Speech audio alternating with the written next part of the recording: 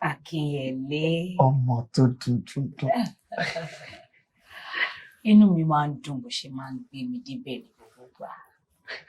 Ṣé ìwọ mọ̀ pé ìwọ náà ń pè ní Àdùnní? Nǹkan tó ń ṣe gangan ló ń dùn mí.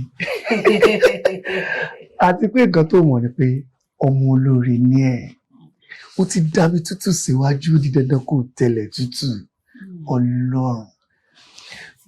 Ohun tí mo kàn fẹ́ bẹ́ẹ̀ lé lórí ni pé jọ mo ò fẹ́ kíkiní ìtọ́ rárá. Mo fẹ́ jẹ àjẹ pẹ́pẹ́pẹ́pẹ́ torí pé àlòpẹ́pẹ́pẹ́ nígbà tèmi ń lò. Ó máa wá bíbí pé ṣé mi nìkan lọ́lọ́run dáyé fún ni? Ìgbà tí ìbàyànjẹ́ ẹjẹ́ ó máa lo bẹ́ẹ̀. Ó ti gẹ́ ó ti yí ẹ. Ọ̀rọ̀ ẹ yé mi dáadáa. Ó dẹ̀ yé mi ju bó ṣe sọ lọ. Àmọ́ ilé tó fẹ́ sọra di olórin ọ̀sẹ̀ gbọ̀ngàn. Kò sí wàhálà. Tó bá ti máa gbé mi débẹ̀, tó ń gbé mi jù bẹ́ẹ̀ lọ. Èmi máa ṣèkẹ́ ẹ̀ títí ni. Bẹ́ẹ̀. Kó lè mọ̀ pé èmi la gbé ni débẹ̀ máa jà ní lójú ọ̀nà. A gbé ni dé kò ń gé oore gangan bóyá kó tó yí. O lè ṣòfẹ́ tí o lè tí mo. Ọlọ́run máa jẹ parí. Ọmọ tó ta.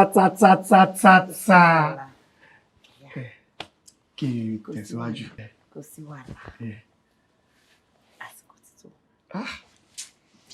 Kálọ́jọ́ ṣe mú solókùn ni ilé ọba máa ṣùnà. Àbá níkẹ́ni tó rájò má dì mọ́ rárá. Bẹ́ẹ̀ ni ẹ parọ́. Tètè máa lọ. Aláṣejù. Jẹ́ tètè máa lọ.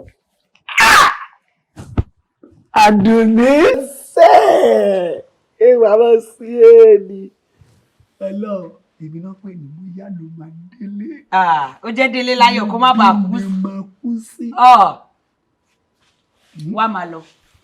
Má kú sáájú bí èéfín.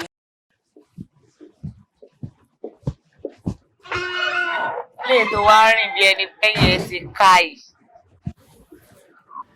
Àgbénidébẹ̀ má já nìkúnlẹ̀. Ọ̀rọ̀.